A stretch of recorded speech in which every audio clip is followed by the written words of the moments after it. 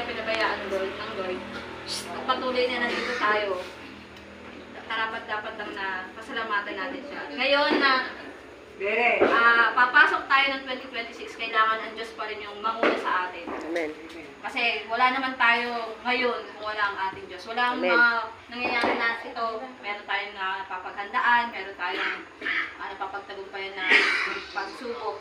Hindi dahil sa sarili natin yun eh, kundi dahil sa Diyos yun. Walang iba kundi siya lang. Siya ang source ng lahat. Kaya dapat sa pagpasok ng 2026, pasalamatan na natin siya. Kasi alam ko, ang Diyos patuloy na sasamahan tayo.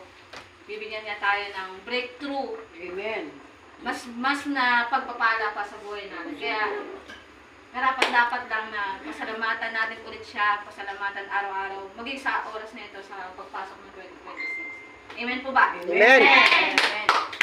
Turing nga ng katapatan ng Diyos ay tapat magpakailanman. Amen? Amen. Katapatan mo, O Diyos, tunay dakila. Ang pag-ibig mo'y wagas at walang kapantay.